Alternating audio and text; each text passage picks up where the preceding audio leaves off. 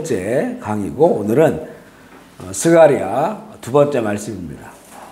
스가랴를 크게 두 부분으로 나눌 수 있다겠죠. 첫 번째가 1장부터 8장까지. 그래서 이곳에는 8가지의 환상을 중심으로 해서 하나님의 메시지가 전해져요. 기억나는 대로 생각해 보면 말들이 나오는 그런 장면도 있고 대장장이가 나오는 장면들도 있고 또 사단이 여호수아 대제사장이죠. 여호수아를 대적하는 이런 장면도 있고요. 그리고 날아다니는 두루마리, 글씨가 써있는 날아다니는 두루마리. 그리고 또 우리 지난주에 나누었던 것처럼 이 금 등잔대, 양쪽 올리브나무가 연결되어 있는 금 등잔대, 이런 그 좀 환상들을 보여주시면서 하나님의 메시지를 당시에 있는 그런 그 하나님의 백성들에게 전해주시고, 이 목적은 지금 이제 성전을 건축하다가 이게 가장 중요한 일이거든요. 왜냐하면 당시에는 중앙 성소 하나밖에 없었잖아요. 회당이라고 하는 거는, 실제 회당이라고 하는 거는 과거에는 없었지만 바벨론 포로로 잡혀간 다음부터는 예루살렘의 성전은 파괴됐고 또 그들은 중앙 성소를 갈 수가 없는 상황이 됐잖아요. 바벨론 포로로 잡혀갔으니까. 그때부터 이들이 처음에는 그 바벨론 강가에서부터 거기서 모여가지고 하나님께 예배를 드렸단 말이에요. 바벨론 강가에서부터. 그러다가 이제 모임이 계속되어야 되니까 안식일마다 모이잖아요. 그래서 그들이 그때 만든 게 시나고그죠. 회당을 만든 거예요. 회당. 그 회당은 바벨론 포로기에서부터 생겨난 거다. 그 이후에 이제는 이 회당은 유대인들, 디아스포라 유대인들이죠. 전세 흩어져 사는 그런 이 유대인들이 중앙성소를 갈 수 없으니까 회당을 만들어가지고 거기서 이제 찬양도 하고 말씀도 듣고 회당 중심의 그 공동체를 형성하게 된단 말이에요. 예수님 시대에도 이미 지역별로 회당들이 있었잖아요. 그래서 예수님이 복음을 전할 때 먼저 회당에 들어가셔서 거기서 성경을 읽으시고 복음을 전하시고 그러다가 이제는 바리새파나 이런 논쟁도 하게 되고 사도 바울도 복음을 전할 때 가장 먼저 간 곳이 회당이에요. 유대인들이 있다는 거죠. 가는 곳곳마다 회당을 만들었다는 거예요. 우리 한국 사람들이 디아스포라 코리안들이 가는 곳곳마다 세우는 게 교회잖아요. 그죠? 우리 한국 사람 한 10명 정도만 되면 그 교회를 세워요. 그것처럼 유대인들은 그들이 가는 곳곳마다 회당을 만드는데 회당을 만들 수 없는 그런 데가 있어요. 아주 소수만 있던지. 이랬을 때는 그 강가에서 그들이 모여서 안식일마다 거기서 예배를 드린단 말이에요. 그래서 사도 바울이 빌립보에 갔을 때 처음에 어디를 찾아가냐면 안식일날 강가를 가요. 강가를 가면 거기에 모여서 사람들이 이렇게 있는 그런 자리들을 발견하게 되는 거죠. 거기서 복음을 전하다가 루디아라고 하는 그 빌립보의 첫 번째 교인이죠. 바울이 세운 유럽의 첫 번째 교회가 빌립보 교회인데 그렇게 만나게 되는 것처럼 회당 문화가 그때부터 이제 생겨난 거예요. 바벨론 포로 때부터. 그런데 지금 이 유대인들은 바벨론 포로에 돌아왔잖아요. 예루살렘으로 돌아왔단 말이죠. 그들에게는 신앙을 회복한다고 하는 것은 이 중앙 성소를 세우는 것과 맞물려 있어요. 완전히. 왜냐하면 모든 그 이스라엘에 대한 축복과 그 다음에 모든 언약이 그 예루살렘 성전 그 중앙 성소 중심으로 율법화돼 있고 기록되어 있기 때문에 그런데 이제 그걸 세우다가 이렇게 꺾여버렸잖아요. 이제 물리적으로 할 수가 없어요. 거기 이미 눌러앉아 살았던 사람들도 그 사람들도 벌써 70년을 살았으니까 이게 쉽지 않죠. 그들이 가지고 있었던 어떤 정치적인 힘 같은 것을. 그러니까 이제 그런 어려움에 봉착을 하면서 성전 건축이 이제 지지부진하게 되었던 것인데 이제 그런 것들로부터 출발을 해요. 스가랴가. 학계도 마찬가지고 학계에는 성전 건축에 더 중심이 맞춰져 있어요. 그래서 굉장히 구체적으로 가서 나무를 비워가지고 성전을 지어라. 돌을 깎아서 성전을 져라. 이런 아주 구체적으로 선포가 되어 있는데 스가랴는 그렇게 그 당시의 이 상황으로부터 시작을 해서 그리고 이제 역사의 끝과 더 나아간 그 세상까지도 이 스가랴에게 말씀으로 주시는 거예요. 근데 이게 이제 왜 중요하냐면 학개, 스가랴 그리고 말라기하고 끝나버려요. 선지자. 그러니까 하나님 말씀을 받은 선지자가 없어져요. 사라져 구약에. 400년 공백이 생긴단 말이죠. 그러고 나서 세례 요한이 등장을 하잖아요. 이 400년이 공백과 주의 오심. 여기에 어찌 보면 가장 임박한 선지자가 스가랴였었어요. 스가랴. 그러니까 물론 그 전에 몇백 년 전에도 이사야에게도 하나님께서 메시아의 등장과 그 새로운 했다까지도 알려주셨단 말이에요. 에스겔도 마찬가지고 예레미야. 근데 이 사람들은 한참 전의 사람들이에요. 근데 이제 그 하나님께서 선택한 선지자에게 말씀을 주시는데 그게 이제 끝나는 그 구약의 종료 직전이죠. 그 마지막 선지자가 말라기인데 그 바로 전에 스가랴였단 말이죠. 그 학개와 말라기에는 그런 내용들이 있어도 아주 작은 일부예요, 일부. 그러니까 스가랴에게 예수님의 이 땅에 오심, 초림이죠. 500년 후에 있을 일, 그 다음에 그 마지막 때 있을 일까지 알려주신 거는 마치 사도들 중에 가장 오래 산 사람이 사도 요한이잖아요. 사도 요한에게 계시를 주신 것처럼. 마지막 사도죠. 살아있는 마지막 사도. 다 순교했는데 사도 요한은 감옥에 갔다가 그 만모섬에 잡혀갔다가 거기서 이렇게 나온단 말이에요. 이게 나이를 오랫동안 이렇게 나이 먹을 때까지 살아있었단 말이죠. 사도 요한이. 그 사도 요한에게 어찌 보면 이제 마지막 사도잖아요. 마지막 사도에게 그 계시를 보여주신 것처럼 그 구약의 마지막 이런 선지자인 스가랴에게 하나님께서 그 계시를 보여주셔서 그러면서 이런 것들이 성취되는 것들을 또 우리 후대에 있는 우리들을 통해서 그걸 깨닫게 하고 그래서 하나님의 이 말씀의 신실함이 얼마나 신실한 것인지를 보게 하시는 그런 또 하나님의 섭리가 이 선지서에 담겨 있는 거죠. 우리가 지난번에 1장부터 8장까지를 나눴는데 오늘은 이제 9장부터 14장까지 볼 거예요. 이 9장부터 14장까지는 내용이 좀 달라져요. 달라져가지고 앞부분이 당시의 성전 건축 또 그걸 방해하는 대적자들에 대한 하나님의 어떤 심판, 메시지 이런 것들이 담겨 있다면 이제는 9장부터 11장까지는 회복과 그리고 심판과 주님의 다시 오심까지 돼 있어요. 그러니까 메시아가 이 땅 가운데 오실 것이다 라고 하는 것만이 아니고 그분이 하실 일들 그리고 그분의 어떤 오셨을 때의 구체적 모습들 그리고 더 나아가서 이제는 재림 예수 그리스도의 재림에까지도 말씀을 전해주시는 그런 그 아주 방대한 그 내용들이 이 안에 담겨져 있는 거예요. 그래서 9장부터 14장까지 자료를 보시면서 한번 볼게요. 여기 보면 회복, 심판과 다시 오심에 관한 말씀인데 여기에는 이제는 9장부터 14장까지는 뭐 스룹바벨, 여호수아, 스가랴 이런 이름이 언급되지 않습니다. 언급되지 않고 이제는 성전이 건축되었다라고 하는 것에 그 건축된 성전의 전제가 되어 있어요. 이미 성전이 아직 건축되지 않았는데 성전이 건축된 것에 대한 이런 그 전제가 되어 있고 거기서부터는 예수님의 어떤 진정한 회복이죠. 예수님의 이 땅 가운데 예수 그리스도 메시아의 구원자에 오실 것과 그 다음에 이제 메시아의 왕국이 어떻게 보여줄 것인가에 대한 것들과 마지막 심판과 회복 그리고 주의 재림을 다루고 있는 그런 내용들입니다. 그래서 이 스가랴를 이렇게 깊이 있게 묵상하시는 분들은 정말 구약의 요한계시록이다 이렇게 말씀하고 구약에 물론 예수님의 이름은 아직 안 나오죠. 왜냐하면 예수님의 그 이름은 마리아가 그 성령으로 잉태되었을 때 그때 알려주셔요.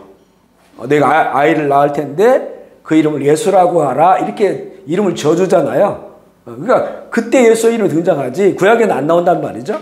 그렇기 때문에 하지만 내용들을 보면 예수님의 그 이 땅 가운데의 메시아로 등장과 그 다음에 다시 오심에 관한 그런 그 내용들이 쭉 연결되어 있다고 하는 것을 우리가 볼 수가 있습니다. 9장을 먼저 볼게요. 9장도 두 파트로 볼 수가 있는데 첫 번째 1절부터 8절까지는 이방 민족들에 대한 심판과 남은 자들의 회복에 관련된 그런 말씀이에요. 우리 9장 5절만 읽어볼게요. 9장 5절 시작. 아스고린이 보고 무서워하며 에글론은 그 소망의 수치가 되므로 역시 그러하리라. 가사에는 임금이 끊어질 것이며 아스글론에는 주민이 없을 것이다. 자, 우리 한 절만 봤는데 지금 이제 하나님께서 스가랴 선지자에게 그 주시는 그런 내용들 가운데 여기서 얘기하는 이런 나라들은 그 가나안 땅 이스라엘 안에 존재하고 있었던 그런 나라들, 그리고 그 주변에 북쪽 또 남쪽 이 자리 잡고 있었던 그런 그 나라들에 관한 그런 말씀인데, 이 나라들이요 고대에는 이게 작은 나라들이 아니었었어요.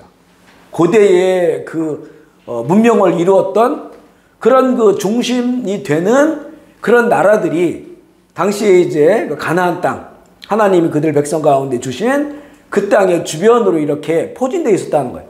그리고 그들의 어떤 흥망성쇠가 이스라엘과 관련되어 있어요. 예를 들어 이스라엘이, 하나님의 백성들이 범죄하거나 그러면 갑자기 별거 아니었던 주변 나라들이 갑자기 강대한 나라가 돼버려요.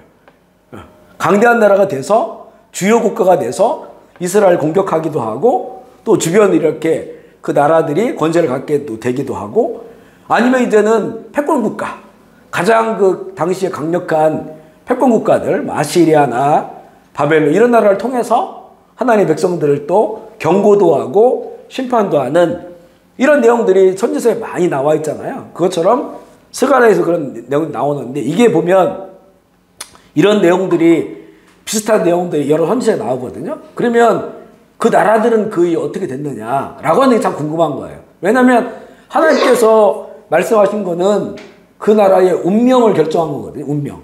그럼 정말 그 나라가 이렇게 됐느냐라고 하는 것들이 참 관심이에요. 저는 이제 이렇게 전에 보면 이 성경을 읽어가면서 정말 이 성경의 말씀이 하나님이 한 나라에 대해서 어떤 제국에 대해서 말씀하신 것이 그대로 이루어졌으면, 이게 분명히 이거는 그 나라의 역사, 고고하게 발견되지는 그 고대 역사를 보면 이런 것들이 분명 있을 것이다. 그런 관점을 가지고 참 되게 궁금했거든요. 그래서 당시에 이제는 이런 성서 고고학이나 또 문명에 관한 것들이나 이런 것들을 특별히 이 중앙아시아 쪽에 중동 지역에 관한 것들을 그때 이제 개인적으로 책을 사가지고 공부하고 그랬던 적이 있거든요. 근데 그걸 보면서 깜짝 놀란 거예요. 물론 어떤 거는 아직도 그 자기들의 나라도 그런 역사가 발굴되지 않아가지고 묻혀버린 것도 있어요. 사실 바벨론이 지금 발굴된 것도요, 이거 그리고 오래된 게 아니에요.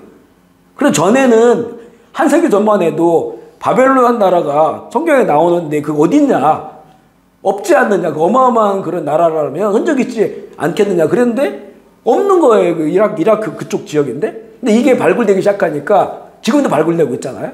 바그다드에서 한 90km 떨어진 사막 가운데 묻혀져 있었단 말이에요. 거기를 발굴하다 보니까 진짜 어마어마한 유적들이 발굴되어 있고, 나중에는 이제 좋은 거는 뭐 루브르 박물 같은 데 가져가고 그대로 나와요. 성경에 보면 뭐 사자로 표현된 거 있으면 사자 문양이 나오고, 푸른 것들 나오면 푸른 그런 그 돌들을 붙여놓은 게 나오고.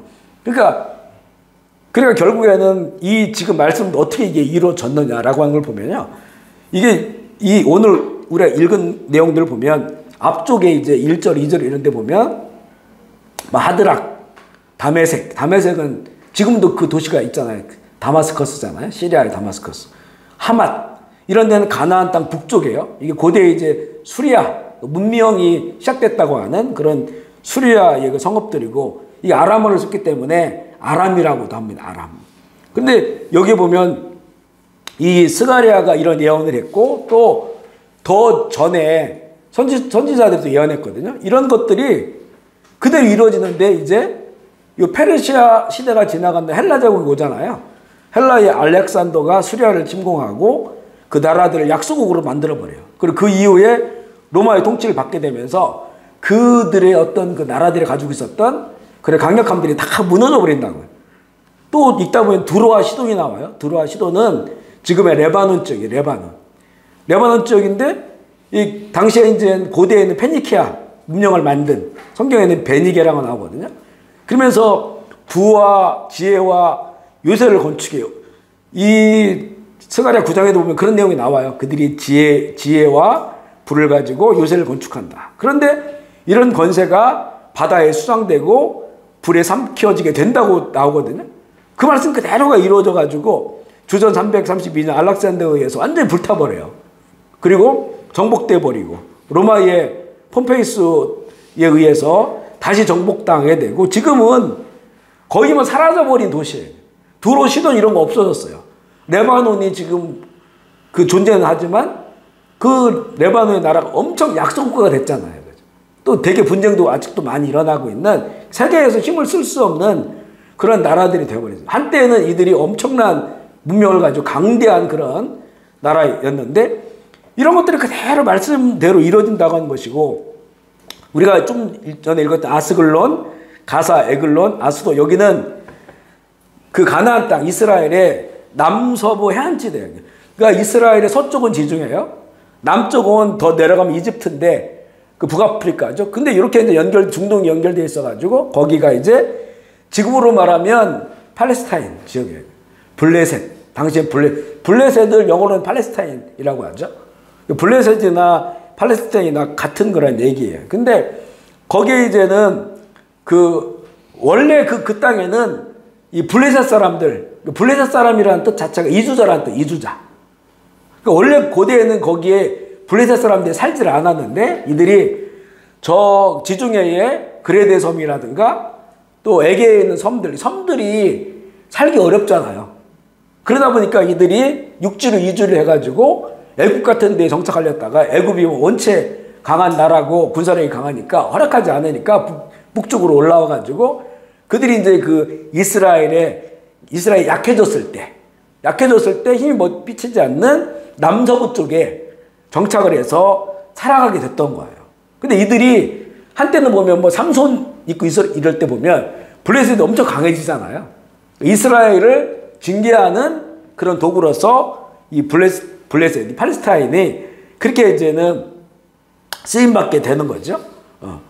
그런데 이들은 사실은 원래부터 거기 살던 사람들이 아니고 이 유럽 쪽에 있는 그 섬들에서 올라와서 정착한 사람들이다. 그래서 그들을 이주자, 외국인이라고 부르는 거예요. 그러니까 그들에 대한 그런 말씀을 오늘 우리가 읽은 거예요. 아스글론이 보고 무서워하며 가사도 심히 아파. 가사.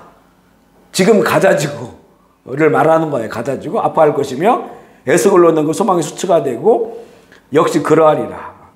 가사에는 임금이 끊어질 것이고 나라가 왕국이 사라진다는 거죠. 그러니까 그런 일이 계속 이 말씀대로 이게 벌어지고 있어요. 그래서 로마가 주 70년에 정복할 때 이스라엘이 원래 로마의 식민지였었잖아요. 식민지였는데 이 유대인들의 독특한 이런 종교 방식. 왜냐하면 이들은 기본적으로 정통적 유대인들은 로마의 황제를 하나님의 아들로 인정할 수가 없단 말이에요. 그러니까 다른 나라의 우상 섬기는 신들은 원래 신들이 많으니까 로마 황제도 신이고 살아있는 신이고 자기들이 섬기는 신도 신이고 이렇게 받아들일 수 있단 말이죠. 그런데 유대교는 유일신이잖아요. 여호와 하나님. 그러니까 이걸 받아들일 수 없는 거예요. 로마 황제에 대해서. 그리고 그 로마의 문화도 받아들일 수가 없고. 그러니까 저항을 한단 말이죠. 저항을 하는데 이게 이 로마의 티투스 장군이 10만 대군 이끌고 그 이스라엘 예루살렘을 쳐들어오잖아요. AD 70년에. 하도 저항을 하니까 식민지 있는 백성들이. 근데 3년을 버틴단 말이에요. 유대인들이. 마사다라고 하는 데 가보면 거기서 정말 다 자살하잖아요. 다 자살해. 결국엔 그 마사다가 높은 언덕이 있는데 거기에서 끝까지 저항을 하는데 그런데 이제 로마가 옆에다가 토성을 쌓아. 쌓고 하는데 그 시간 많이 걸린 거예요. 그래가지고 거기를 점령하는데 딱 돌아보니까 다 죽은 거야. 그러니까 이제 남자가 가족들 다 죽이고, 그 다음에 자기들끼리 서로 죽이고 자살한 거죠. 근데 이제 그때에 그 물을 이렇게 담아놓는 그런 거에 숨어있는 그 아줌마가 있었어요. 할머니가 아줌마가. 그래서 그분이 살아서 다 증언을 하는 거야. 무슨 일이 있었는지. 그러니까 내가 이방인들 손에 죽을 수 없다 해가지고 다 자기들끼리 죽은 거예요. 올라와 보니까 뭐 다 죽어 있는 거죠. 그런데 이걸 3년 동안을 싸움을 한 거야. 그러니까 로마가 화가 날 대로 간 거예요. 로마의 이 군사력이 전 세계를 장악하고 있는데 이 조그만한 문명이 크지도 않았던 이 나라가 3년을 저항하니까 그래서 그 땅을 블레셋이라고 부르기 시작한 거예요. 그러니까 이스라엘이라고 부르지 않고 이스라엘의 땅인데 그때부터 블레셋이라고 불러요. 그래 팔레스타인이죠. 지금도 그쪽 가나안 땅 거기를 무슨 팔레스타인 분쟁 지역 이렇게 얘기한단 말이에요. 근데 이건 이스라엘 사람들을 엄청 모욕적인 거예요. 팔레스타인이라고 부르는 거야. 블레셋 땅이다라고 그렇게 유엔에서도 그렇게 거기를 봐요. 팔레스타인 분쟁 이렇게 얘기한단 말이에요. 그러니까 이제 우리에게 뭐 그런 거 마찬가지예요. 대한민국을 뭐 중국이라고 부르는 것처럼 그런 거나 마찬가지예요. 그때부터 이제 그렇게 부르게 되었다라고 하는 거죠. 그래서 지금 이제 지금 그 가자 지구에 살고 있는 분들 사실은 이들의 후손도 아니에요. 이 사람들도 옛날 그 가나안 땅이 이스라엘이 다 흩어지고 비어 있을 때 황무했단 말이에요. 황무. 나중에는 막 나무에도 생각을 맡기기 때문에 나무 다 잘라버려. 그래서 정말 황무한 그런 땅이 돼버렸어요. 이 가나안 땅이. 그러니까 누가 살 수 없잖아요. 그러니까 이제는 결국에는 아랍 세계에 살지 못했던 사람들이 그곳에 비어 있으니까 이쪽에 들어와서 살았던 거예요. 그러면서 이제는 자리를 잡은 거죠. 사실 지금 이 이스라엘하고 가자지구 하마스의 분쟁을 보면 원래 그 1800년도 말부터 시온주의 운동이 일어나면서 우리가 다시 가나안 땅으로 돌아가자 이런 운동이 막 일어나고 있을 때 먼저 들어온 사람들이 있거든요. 그래서 초기에 1900년도 초반에는 5만 명 정도가 살았어요. 유대인들이. 점점 늘어나게 된 거죠. 근데 유대인들은 되게 엘리트들이란 말이에요. 공부를 많이 했고 그리고 이렇게 지혜가 있고 그러다 보니까 그 황무한 땅을 개간해가지고 키부츠를 만들고 물을 끌어다가 거기를 이제 그 열매들을 심고 이러다 보니까 일손이 필요하잖아요. 일손이 필요하니까 아랍 국가에서 이렇게 난민들처럼 왔던 사람들 그들을 고용한 거예요. 고용. 이들이 지금의 팔레스타인 가자지구에 살고 있는 그 사람들이에요. 그 초기에는 이들이 함께 살았어요. 왜 일자리가 생겨나고 월급을 주니까 이분들이 와가지고 같이 일을 하고 더 많이 들어오고 이렇게 살았는데 점점점 거기에 이제는 테러 분자들이 들기 시작한 거예요. 테러 분자들이. 이스라엘 자체를 인정하지 않고 지구상에서 없애야 된다고 하는 이런 왜냐하면 이스라엘 주변에는 다 아랍 국가들이 그곳에 다 이게 둘러싸여 있잖아요. 그러다 보니까 테러 분자들이 들어와가지고 그 속에 파고 들어가면 자꾸 테러가 일어나니까 결국에는 그들을 빼가지고 지금 가자지구라고 하는 곳에 거기에 모아놨다가 도시를 형성해주고 거기 물을 대주고 전기 대주 해가지고 살게 했는데 그래도 이제는 그들이 넘어와가지고 일을 했단 말이죠. 근데 점점 테러가 심해져. 결국에는 거기에 국정처럼 담장을 만들어버린 거예요. 담장을. 근데 전에 이제 하마스 그 사건은 그 담장을 넘어왔죠. 넘어오고 이제 위에서 이제 그 펠로그레인으로 타고 와가지고 그래서 결국에는 그런 전쟁이 벌어지면서 이렇게 진짜 보면 어린아이들 또 약자들까지도 고통을 당하는 이런 상황까지 지금 오게 된 것인데 여하간 지금 그 땅들에 대해서 하나님께서 스가랴 내지는 다른 선지자에게 주신 그런 말씀들이 보면요. 이게 시간이 100년, 200년 지나고 나면 그게 그대로 운명이 돼요. 그 나라들이 운명이 돼. 그 보면 그 이사야서에 나오나? 이집트는 내가 다 치지 않고 그 이름을 남겨둔다라고 했잖아요. 이집트라는 이름은 지금도 그대로 남겨져 있어요. 근데 바벨론이라는 나라가 없어졌죠. 아시리아, 바벨론 이런 나라는 이름이 다 없어져 버렸어요. 그죠? 로마는 나라 이름이 아니고 도시 이름으로 돼버렸고. 그러니까 이 구약에서 예언한 그런 그 예언의 말씀들이 얼마나 이 역사 가운데 선명하게 그 나라와 민족의 운명이 돼버리고 이게 성취되는지 저는 사실은 제가 이렇게 회심하게 되는 되게 귀한 계기 중에 하나가 이걸 보면서 그랬어요. 이게 구약의 이야기가 역사와 무관하지 않은 거예요. 무관하지 않은 게 아니고 아예 구약의 그 메시지가 그 나라 역사가 돼버리고 나라의 운명이 되어버리는 거예요. 그러면 하나의 말씀이 운명을 결정하는 거라면 우리 한 사람 인간에 대한 운명에 대해서는 얼마나 그 말씀이 강력한가. 우리 말씀이, 우리 인생이, 우리 운명이 하나님의 계획 가운데 있구나, 말씀 가운데 있구나라고 하는 것들을 이걸 보면서 실감해. 몇십 년 전만 해도 성경은 그건 신화야. 그런 나라가 없었어. 이런 것들이요. 전에 그 이사야를 저희가 신학교에도 배울 때는 이사야가 두 파트로 나눠져 있어요. 그래서 연구자들이 연구할 때는 앞부분하고 뒷부분이 너무 다르다. 찢어져 있는 것이. 그래가지고 이거는 이사야 때 앞부분이 써져 있고 나중에는 뒷부분은 다른 사람이 쓴 거다. 이렇게 그렇게 배웠거든요. 그러면 이제 우리는 의심이 생기죠. 아, 이사야가 쓴 거 아니야, 이거? 그런데 그 절반을 다른 사람이 썼다는 후대에 이거 어떻게 되는 거냐 그랬는데 사해사본이 발견되잖아요. 그 목동이 그 유대 광야에서 목동일을 하다가 저 위에 동굴이 있어가지고 돌을 던졌더니 쨍쨍한 소리가 나. 뭐가 있나 보다 올라갔는데 항아리에 보니까 두루마리가 있어요. 이걸 가져다가 처음에는 불 떼고 이랬어. 나중에 이걸 알아본 사람이 있어가지고 그걸 조사해 보니까 이게 이사야서야. 사본이죠. 근데 그 사본이 그 이사야 시대 바로 그 다음 정도의 고고학적으로 다 이게 나오잖아요. 그걸 보면 언제 정도 기록됐는지. 바로 그때 그 시기에 때 사본이 완벽하게 다 보관되어 있어요. 앞에부터 앞뒤가 다. 근데 그때 시대 때 썼던 거야 이게.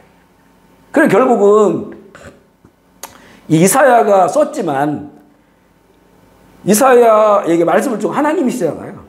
패턴이 바뀌었다고 해도 하나님께서 패턴을 바꾸신 거지 그 후대의 사람들이 그걸 맞춰가 쓴 거다 이렇게 볼 수가 없다는 거죠. 그러니까 오히려 이런 고고학적 발견이나 이런 것들을 통해서 이 성경의 어떤 그 무황 물론 이런 건 있어요. 성경에 원본은 없습니다. 다 사본들이에요. 사본들이 굉장히 많아요. 수천 개가 돼. 그러면 사본을 다 연결해 보면 그래 거의 원본과 거의 맞출 수가 있단 말이죠. 그렇지만 우리가 성경을 무오하다, 오류가 없다라고 했을 때는 하나님이 처음에 주신 그 말씀에 오류가 없는 거지. 사본은 그래도 사람들이 쓰는 거잖아요. 당시에는 인쇄 기술이 없으니까 누군가 읽어주면 여러 사람이 쓰고 베끼고 또 쓴 것도 베끼고 이러잖아요. 그러다 보면 숫자나 이런 것들이 틀릴 수가 있다는 거죠. 이런 거에서 오류가 있을 수 있지만 하나님께서 이 선지자에게 주신 말씀 자체는 오류가 없는 거다 라고 하는. 근데 지금은 원본이 없는데 원본 없지만 원체 원본을 주신 그 시기가 얼마 되지 않아서 그때부터 사본이 만들어지기 시작했거든요. 그리고 사본을 이렇게 쭉 연결해서 보다 보면 거의 공통점들이 나오잖아요. 그죠?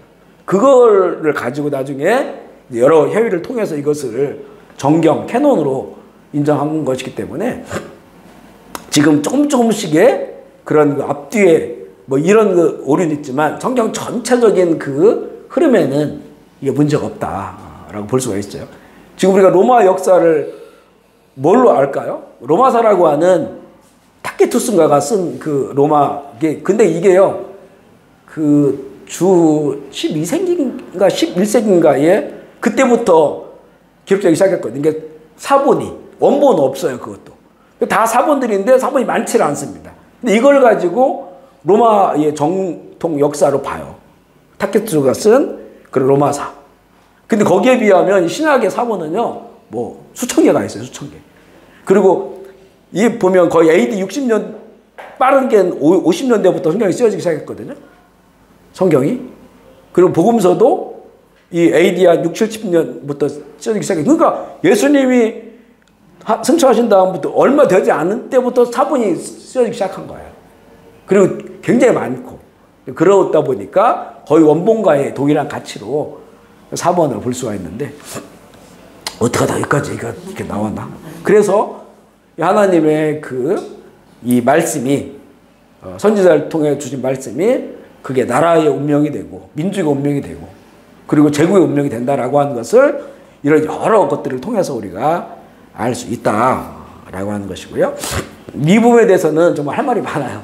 나중에 또 기회가 되면 얘기를 하고 이게 이제 9장의 앞부분 내용이고 9장 9절부터 17절 말씀이 여기에 뭐 참 놀라워요. 이 뒷부분에 나와 있는 이 예언의 말씀이 너무 세밀해서 여기는 이제 메시아의 등장에 관한 예언의 말씀인데 우리 9절로 11절 말씀 한번 볼게요. 시작. 시온에 따라 크게 기뻐할지어다.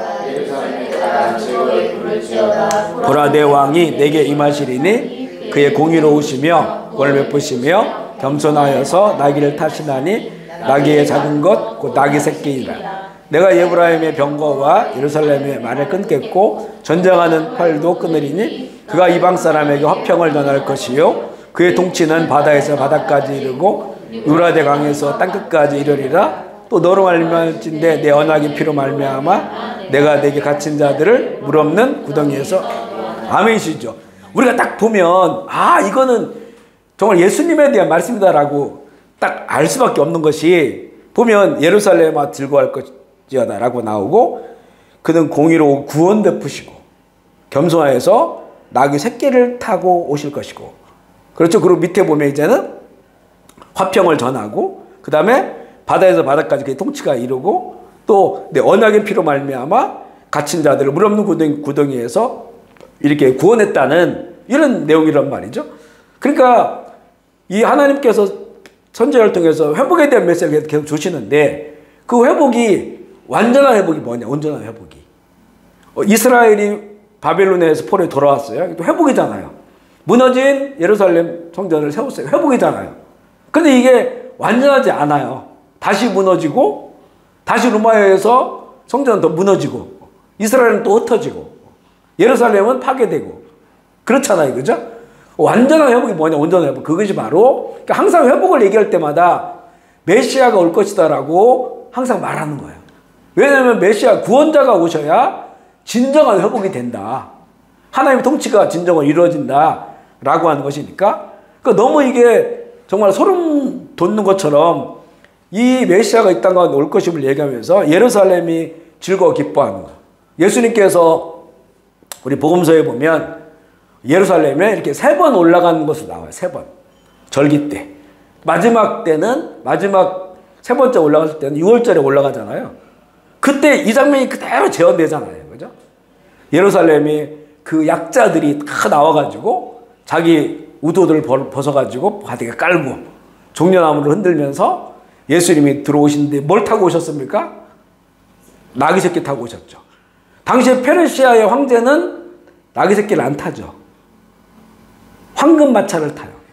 우리 그 300이라는 영화 보면 딱 나와요. 300 그 영화 페르시아의 그 왕이 딱 보좌에 앉아가지고 딱 그 지중해를 딱 건너가지고 딱 오잖아요. 정복하러. 거기에 이제 이 누구야 그 300의 그 우두머리 스파르타카스의 그 레보 누구나 이름이 잊어먹었네. 그 사람이 창을 딱 던지잖아. 그래서 피하잖아요. 그죠? 그 페르시아 그 왕이 그 사람이. 그 엄청난 황금 보좌에 앉아 있는 거예요. 그 당시 예수님 오실 때는 로마 시대잖아요. 로마 시대는 페르시아 제국보다 훨씬 더 큰 제국이죠. 1000년 해가 지지 않는 로마 제국이. 그러니까 황제는 황금마차를 타고 다니죠. 근데 너희 왕이 오실 것이다. 근데 뭘 타고 와요? 나귀 새끼 타고. 그러면 이제는 사람들은 이 예언이 있잖아요. 그러면 나귀 새끼 타고 어떻게 왕이 오실 수 있느냐? 그러면 근데 그 나귀 새끼 타고 왕이 오시면 그분은 메시아다. 증거가 되는 거죠. 근데 보면 참 재밌는 것이 예수님께서 이제 3번째 예루살렘으로 가셨을 때 6월절에 이제 그 입성을 준비하실 때 제자들에게 저 건너 마을에 가면 거기 나귀 새끼가 이렇게 매어 있을 거다. 그거를 풀어가지고 와라. 그럼 주인이 깜짝 놀랄 거 아니에요. 갑자기 자기 걸 가져가니까. 왜 가져가냐 하면 주가 쓰시겠다 하라. 그 정말 가서 나귀 새끼가 이렇게 메어져 있어요. 그걸 풀어가지고 올려니까 주인이 당연히 뭐라고 하죠. 어디에 쓰려고 하냐. 주가 쓰시겠다라고 하니까 그 주인이 그 나귀 새끼를 내줘요. 당시에 그 식민 지배 아래 살아가는 유대인들이 가난하단 말이죠. 그런데 이 나귀 새끼 한 마리, 나귀 한 마리잖아요. 그걸 그냥 순수히 내줬단 말이죠. 그러면 이 나귀 새끼의 주인은 누굴까라고 하는 거예요. 그럼 이 사람은 예수님이 1차, 2차 예루살렘에 와서 사역을 하실 때 그걸 본 사람이죠.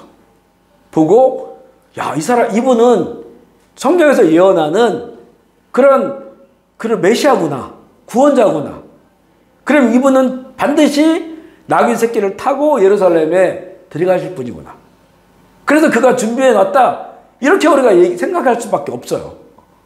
그래서 그를 그 준비된 거죠. 준비된 그 나귀 새끼를 타고 예루살렘 성으로 들어가요.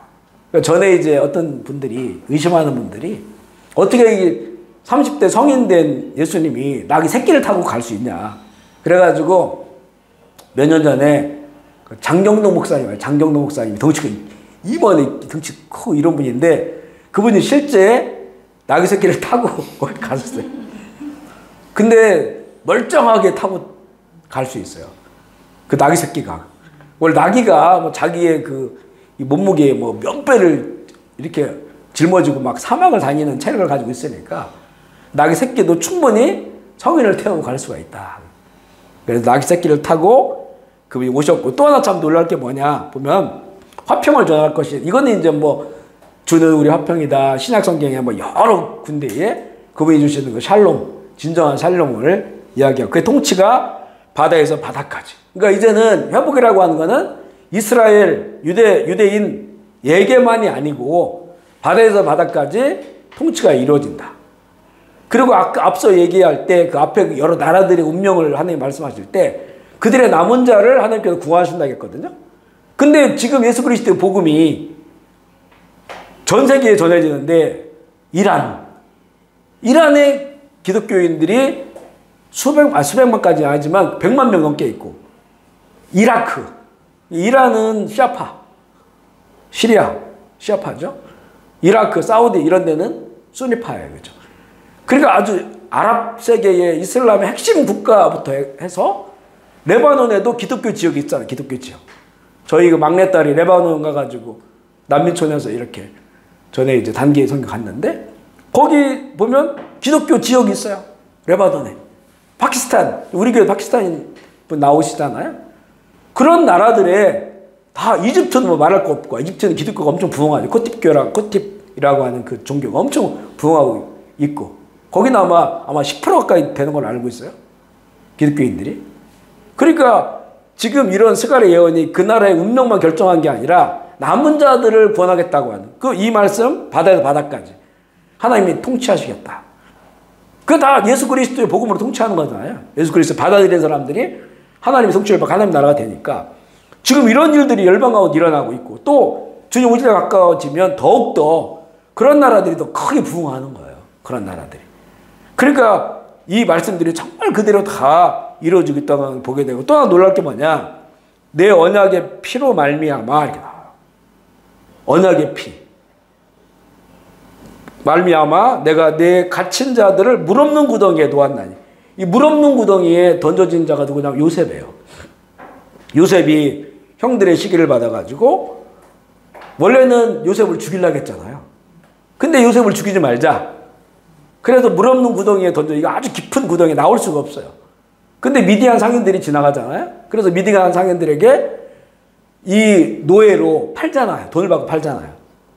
그런 거를, 요셉은, 구약의 요셉은 또 예수님의 그 모습을 비춰준 하나의 그림자 같거든요. 요셉도.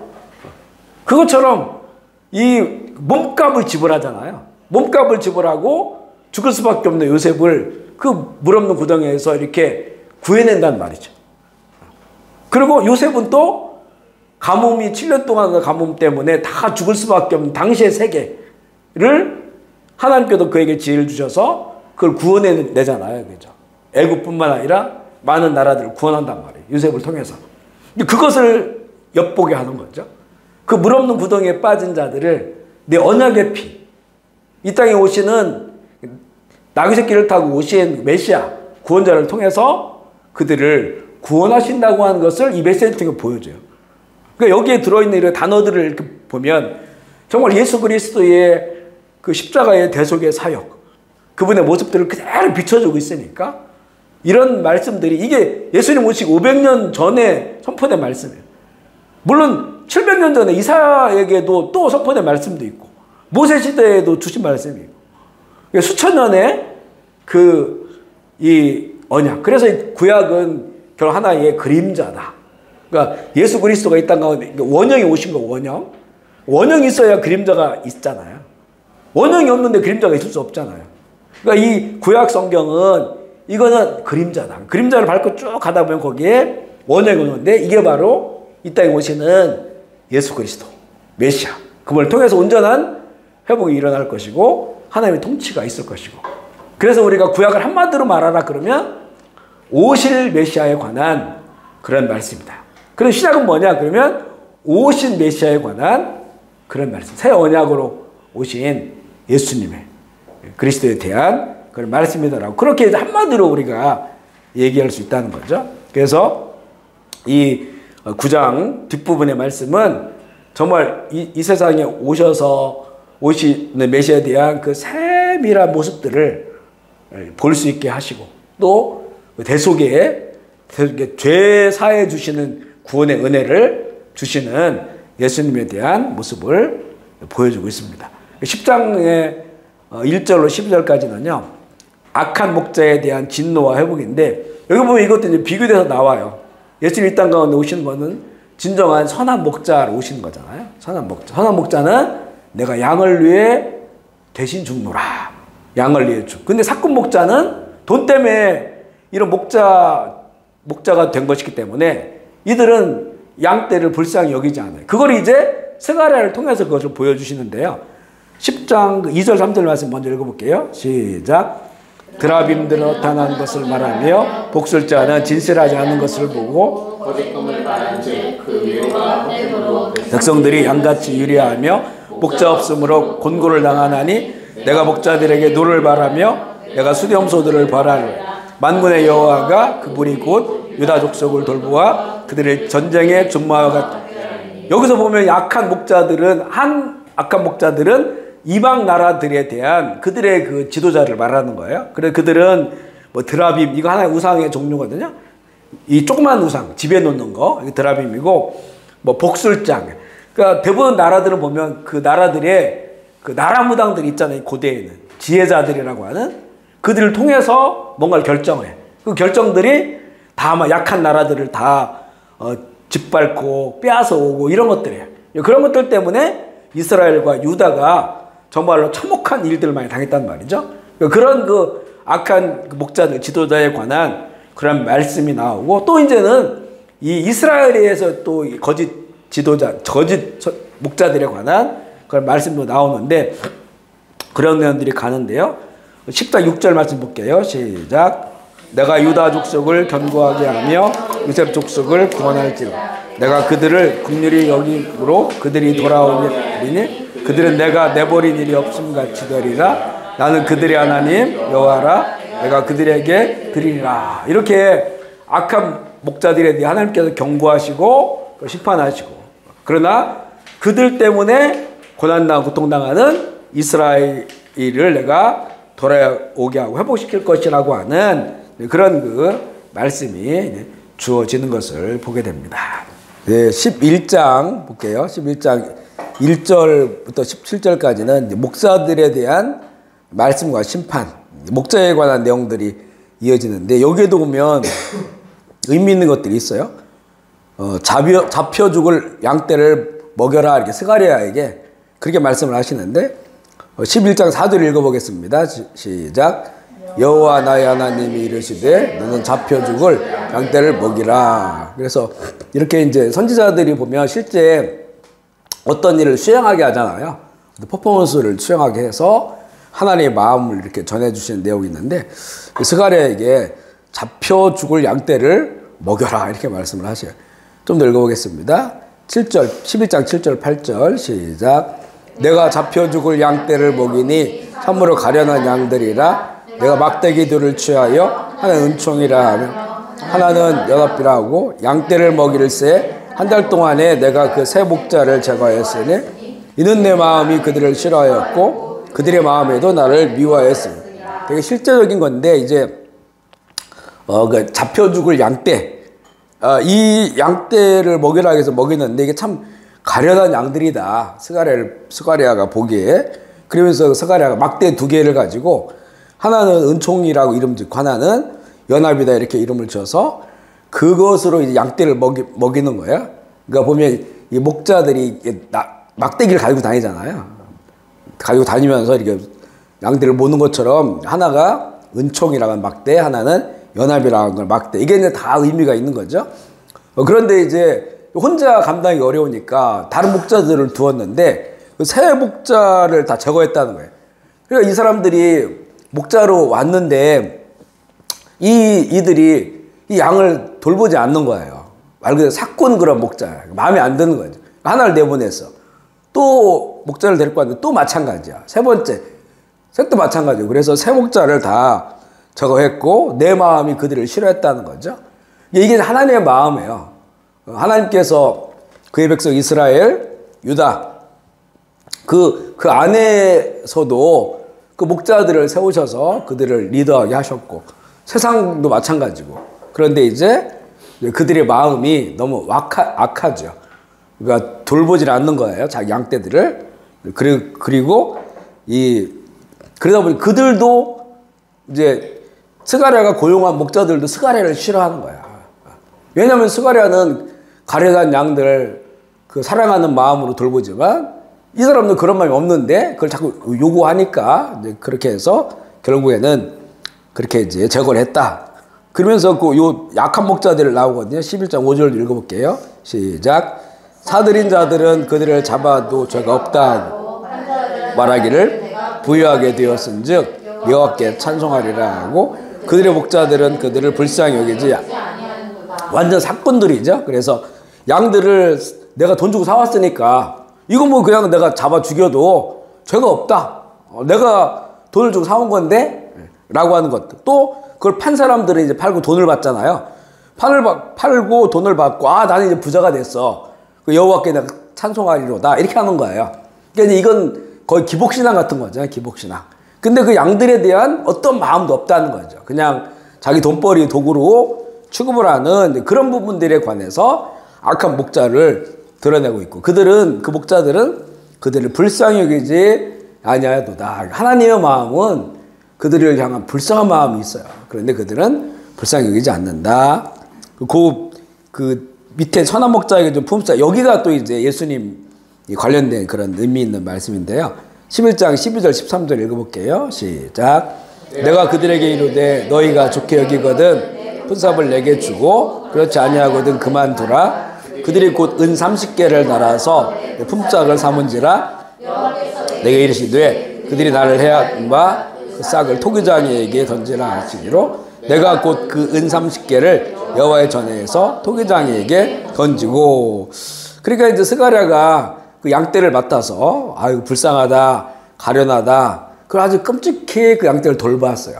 돌봤는데 근데 이제 품삯을 줘야 되잖아요. 품삯을 네가 주려면 주고 주지 않으면 괜찮다. 왜냐하면 이건 하나님께서 말씀하신 거죠. 지금 수행하고 있으니까.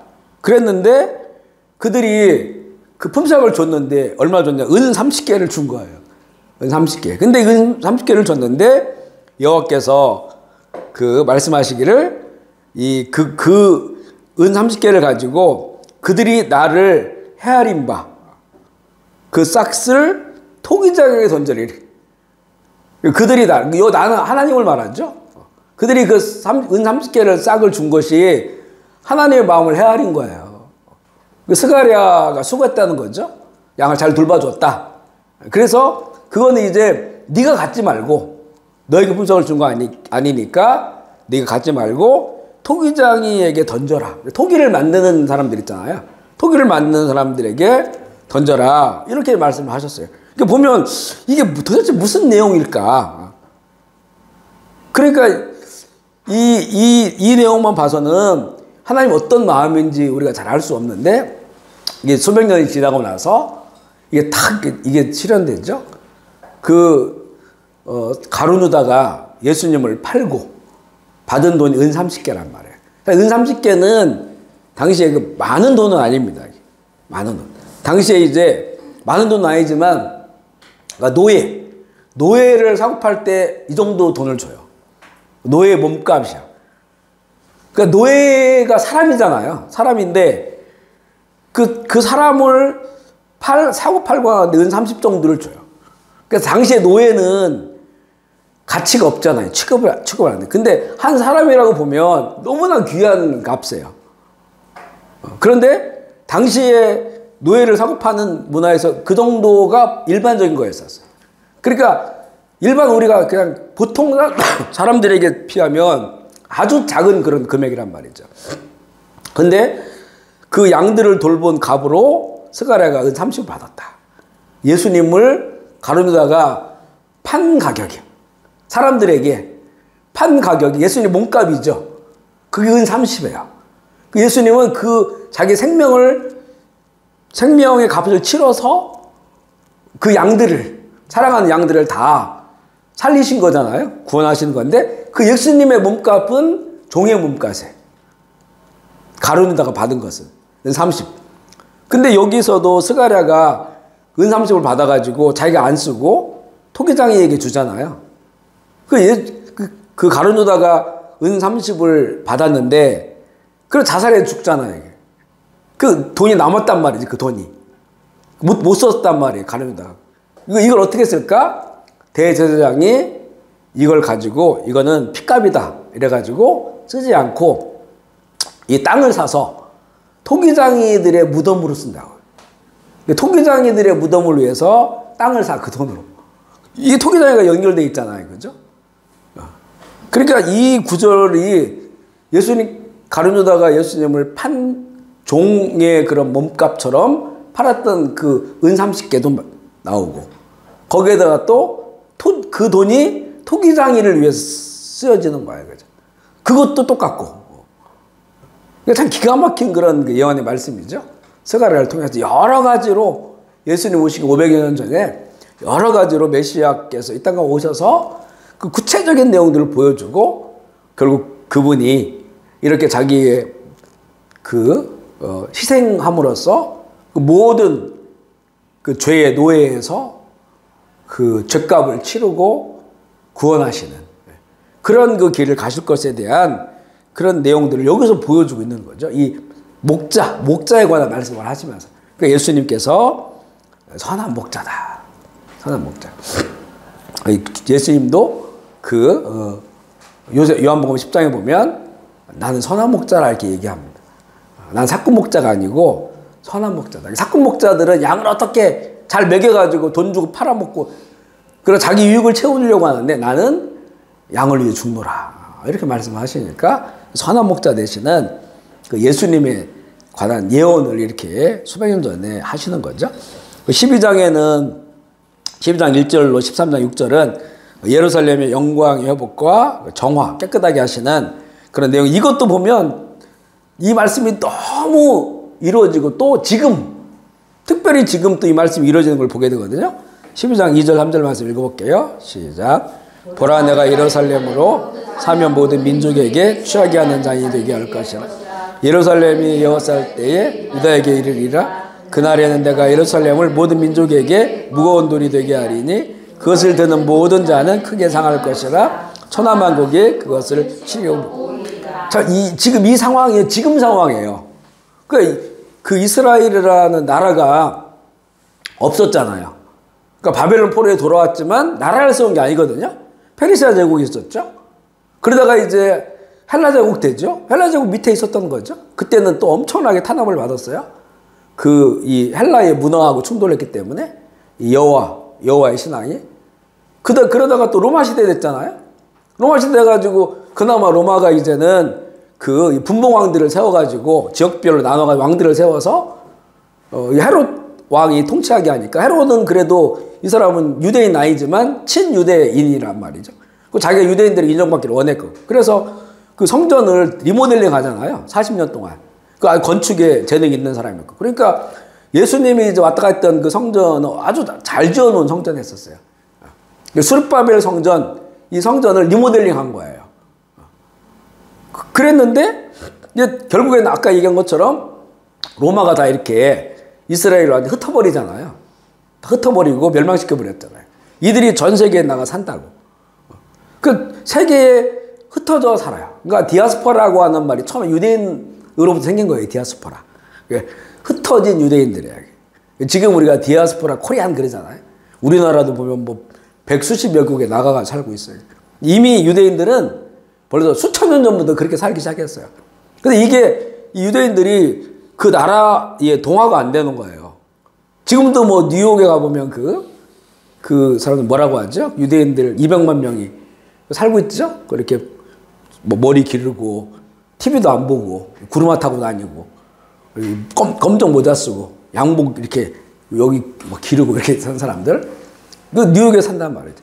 근데 그들이 또 뭐 그런 부류가 있고 물론 이제 지금 유대인들 중에서 보면 5% 정도가 아주 그 정통 유대인들이에요. 군대도 막 안 가고 뭐 이런 사람들 율법 공부만 하고 25%는 약간 이제는 오염 세상에 속한 25% 이게 뚜껑만 쓰고 다녀요.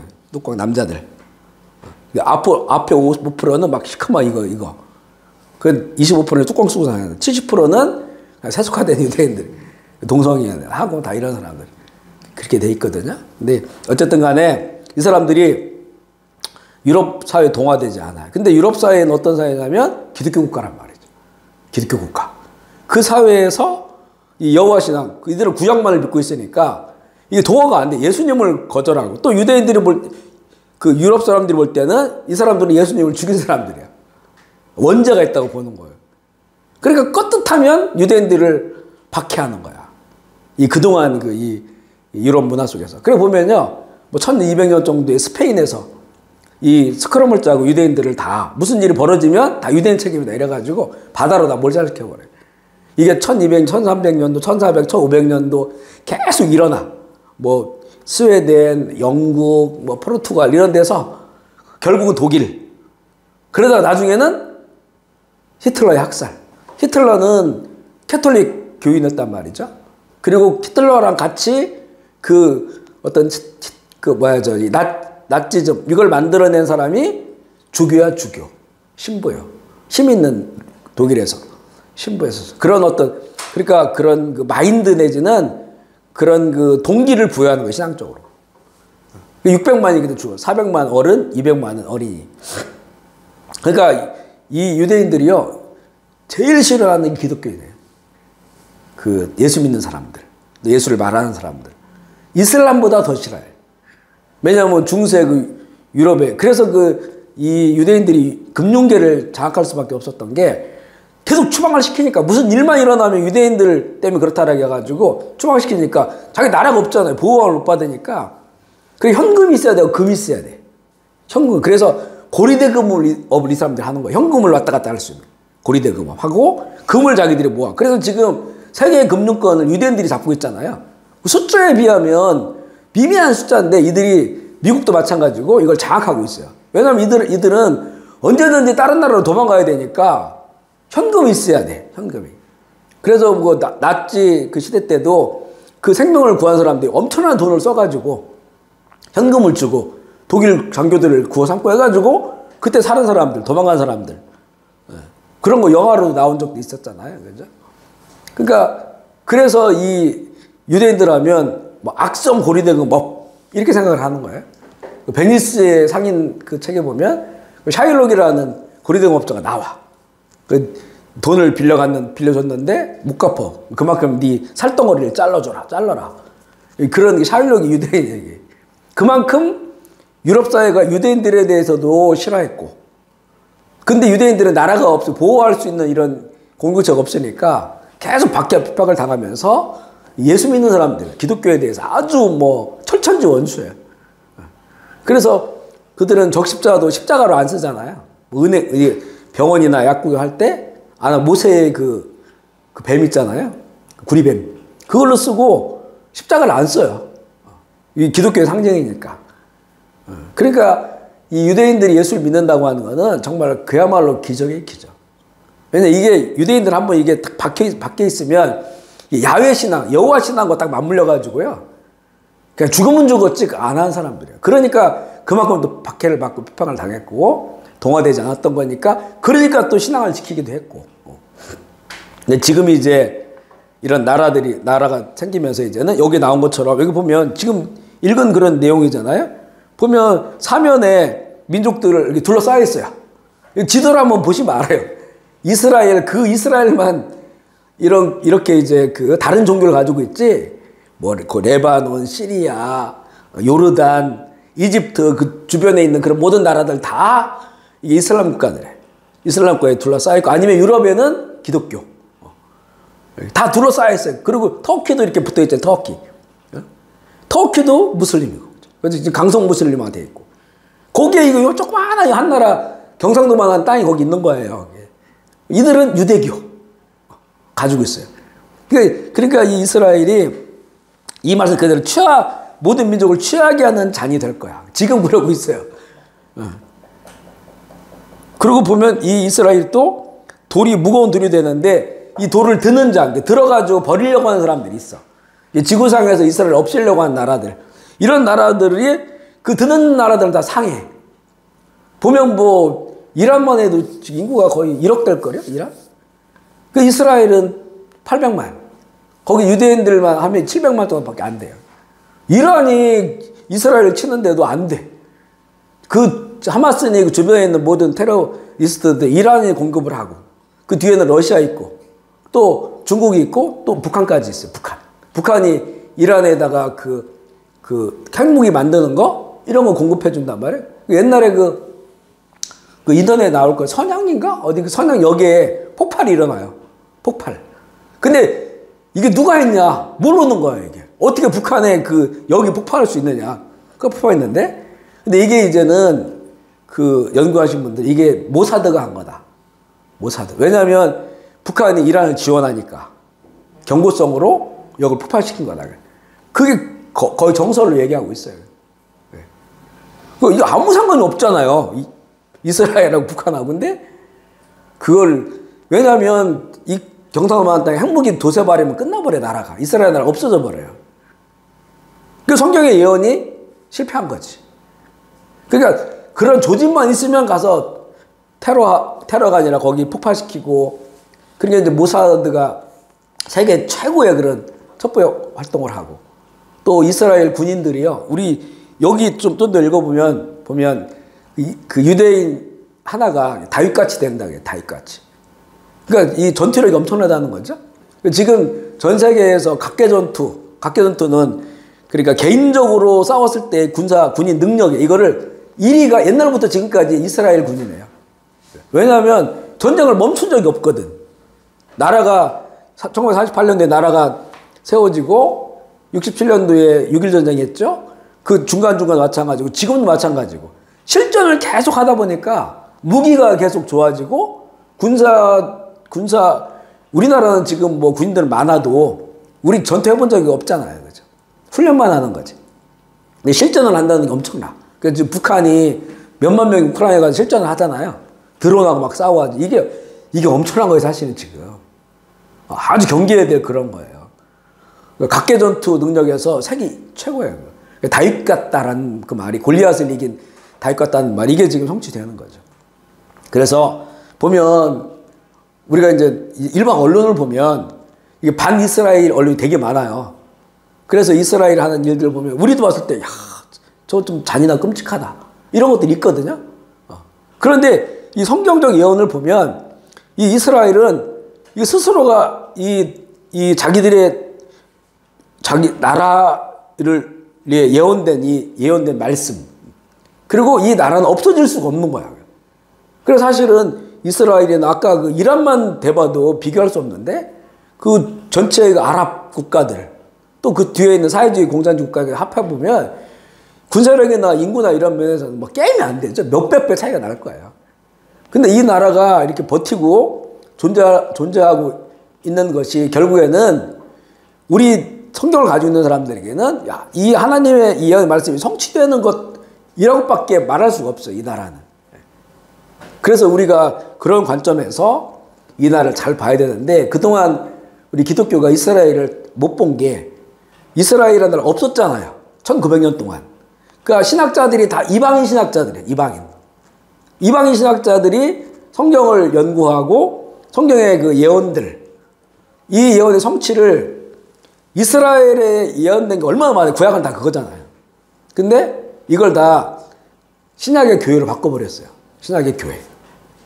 그러니까 이제 대체 신학이라고 하거든요. 이스라엘을 지워버리고 여기 나라가 없으니까. 뭐 나라가 있어야 무슨 이 나라에 대한 예언이 성취되죠. 나라가 없었으니까 이걸 교회 또 성도들로 다 바꿔버렸단 말이에요. 그 나라가 생겼단 말이죠. 근데 이 대체 신학이 2000년 동안 지배적으로 그 이 신학의 주류가 됐기 때문에 나라가 생겼는데도 이거를 구약의 예언과 매개를 못 시키는 거죠. 그러니까 성경이 안 풀리는 거야. 근데 이제 지금은 유대인 가운데서도 예수 믿는 사람이 15만 명이 넘어요. 전 세계에서 15만 명이 넘어. 이들 중에서 이제 신학자가 나오고 성경 연구하는 사람이 히브리어가 뭐 수천 년 동안 쓰던 민족이니까 히브리어를 가지고 이 진정한 이 성경의 하나님 메시지를 전해주는 거예요. 저도 그래서 이 책들을 많이 읽었어요. 랍비들이 쓴 책들을. 예수님 믿는 랍비들이 쓴 책들을. 그러면서 이게 막 이게 열리기 시작하는데 이게 굉장히 희열이 있더라고요. 로마서에 보면 9장, 10장, 11장에 보면 이스라엘에 관한 사도 바울의 그 가슴 아픈 얘기를 하면서 그 당시 민족이 예수님을 못 받아들이냐, 안 받아들이니까. 그러니까 이제는 이런 엄청 환란이 올 것에 관한 것들과 함께 그러니까 이 이스라엘의 넘어짐이 이방인의 풍성함이 됐으면 이스라엘의 풍성함이 이방사에게 얼마나 더 풍요롭게 할 것인가 이런 내용이거든요. 진짜 이스라엘이 이렇게 돌아오는 과정이 있거든요. 1800년도 말부터 시온주의 운동이 시작되면서 우리가 살아보니까 가는 데마다 이렇게 핍박당하고 죽임당하고 미움당하고 나라를 되찾자. 그때 얘기했잖아요. 원래 그 유엔에서는 우간다의 유대 국가를 세우기로 우간다를 주면 별 문제가 없거든. 우간다는 땅도 넓고 또 산림자원이 풍부하고 이런 똑똑한 사람들이 가면 그 나라 바꾸고 한쪽을 주겠다 했던 거거든요. 근데 이들이 반대했죠. 우리는 가나안 땅 돌아가야 된다. 결국은 돌아왔단 말이에요. 근데 그 1800년도 말부터 이게 시작했거든요. 시온주의 운동이. 근데 이때부터 교회들이 막 부흥이 일어나기 시작하는 거예요. 미국, 영국, 미국 이런데 그 우리나라도 1907년도에 그 원산 개정 이런 데 막 부흥도 일어나잖아요. 그래서 1948년도에 이들이 나라를 회복했을 때는 이 한국뿐만 아니라 정말 전 세계 남미에도 마찬가지고 부흥이 일어나요. 67년도에 그 다시 이들이 예루살렘을 완전히 회복할 때는 그때 그 전까지는 예루살렘을 반쪽만 점령했었거든요.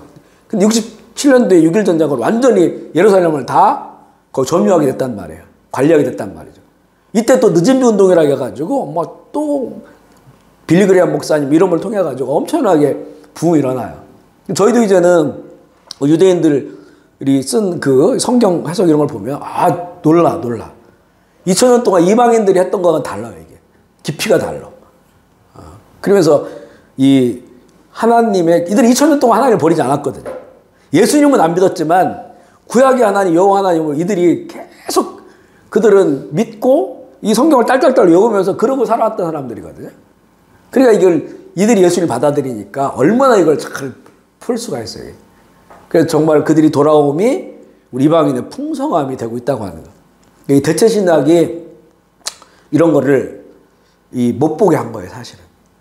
저희도 사실은 캄보디아 올 때까지만 해도 이스라엘에 대해서 뭐 신방 가면 구약 성경 읽고 이스라엘에 대한 약속 다 우리 이 가정을 향한 축복으로 바꿔가지고 이렇게 하고 그랬었거든요. 근데 여기 와가지고 온 지 얼마 안 돼서 한인 목회를 막 시작하고 그리고 얼마 안 돼서 그 KIBI죠. 그 킵이라고 하는 서울 온누리교회 그 안에서 이제는 그 이스라엘 성경 연구소가 있거든요. 그 킵이가 벌써 그때 당시 일한 지가 20년이 넘었어요. 이들이 이제 이걸 막 깊게 연구하고 하면서 이스라엘 회복을 위해서 이제 실제 일을 하시는 분들이거든요.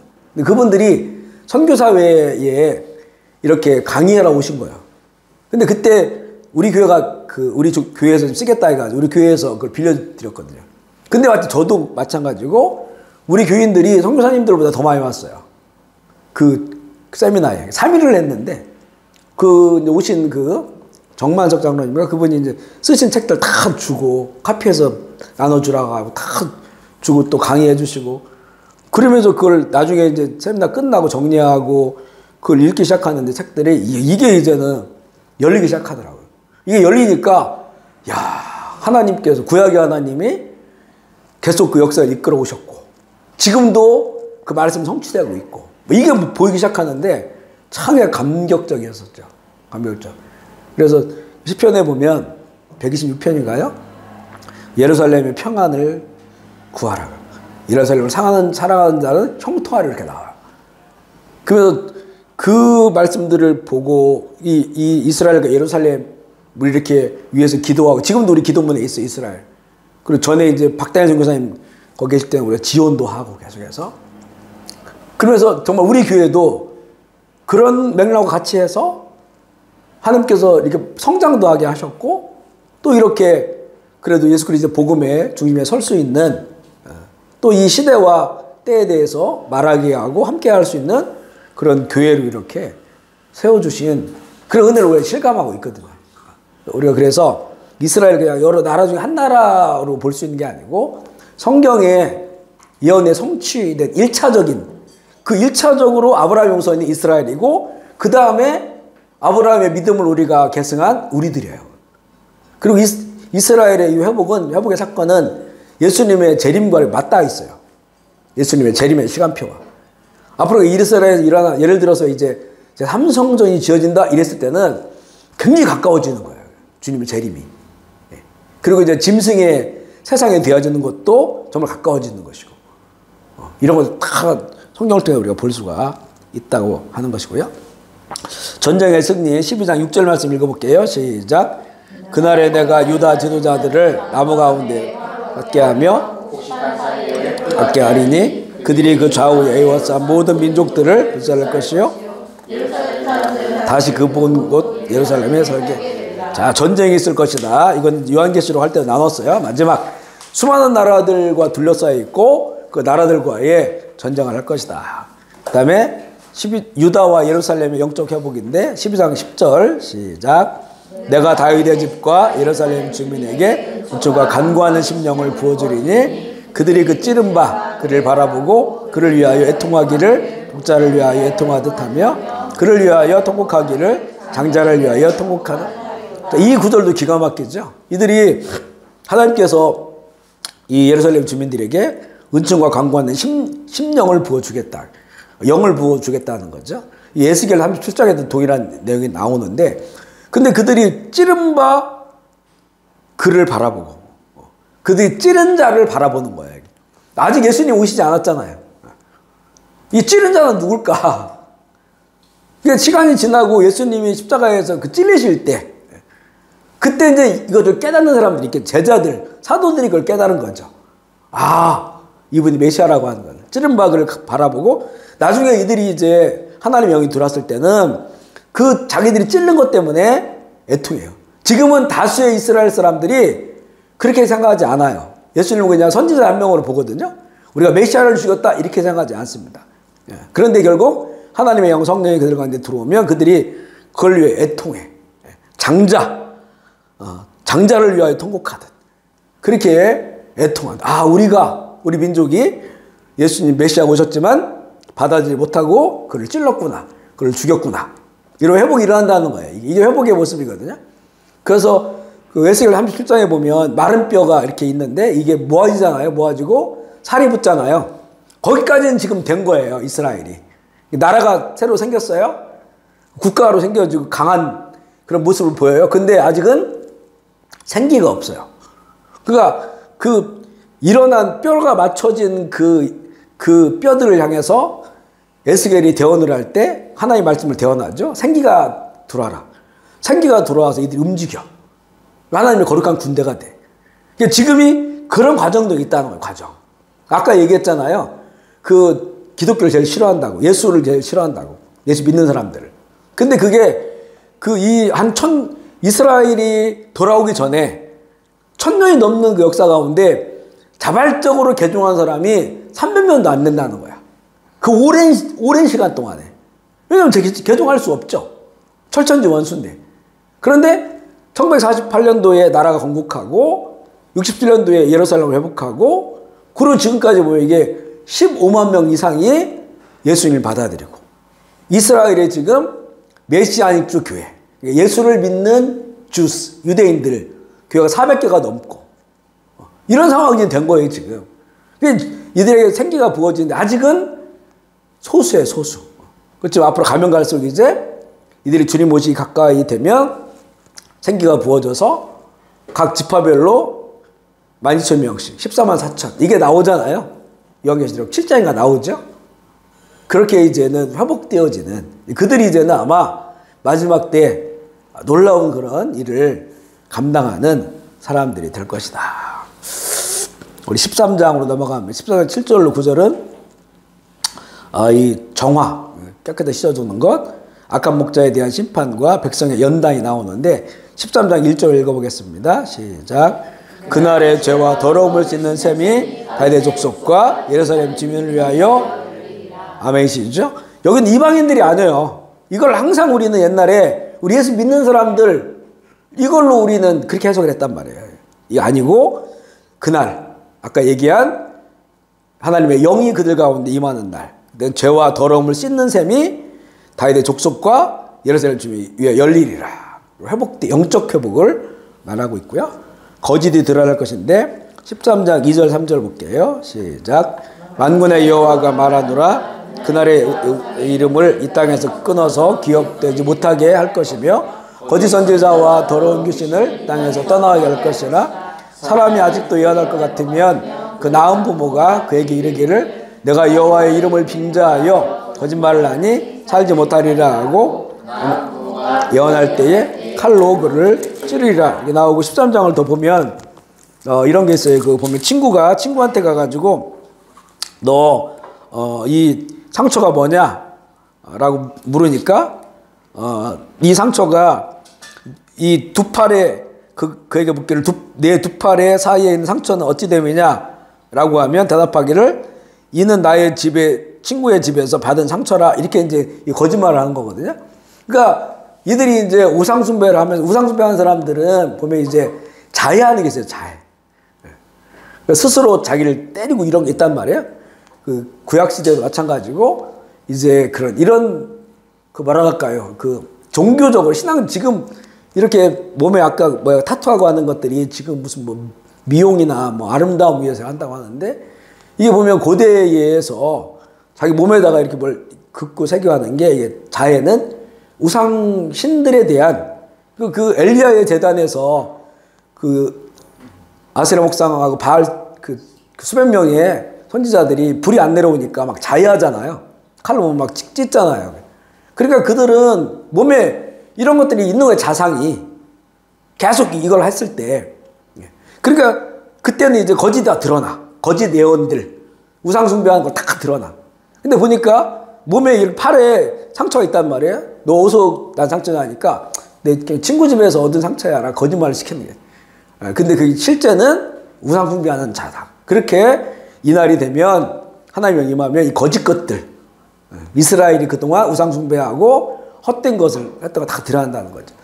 전에 기가 막혔던 게 하마스가 공중으로 날라와가지고 그 사람들 막 죽이고 또 납치하고 이럴 때 그들이 그때가 축제 시대예요. 축제.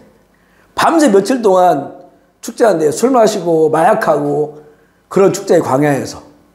근데 그 축제할 때 무슨 상이 거기 있었어요? 부처가 있어요. 부처. 큰 부처를 거기다 만들어 놓고 거기서 그들이 뛰고 놀고 마시고 마약 먹고 그 축제를 한 거야. 거기 하마스가 날라와가지고 그 사람들 잡아간 거예요. 죽이고. 물론 다른 지역도 했지만 동시에. 이게 이스라엘의 어떤 어둠들이죠. 우상숭배 어둠들. 그 전에는 텔아비브에서 동성애 축제가 세계에서 가장 큰 축제를 했어요. 30만 명이 모였으니까. 지금은 이제 못하고 있지. 이런 일들 때문에. 그러니까 이게 이스라엘을 여러 관점으로 보거든요. 끝까지 하나님께 거역하고 저항하고 우상숭배하고 그런단 말이죠. 그리고 이제 한 부류는 이제는 서서히 이제 정결하게 되는 거예요.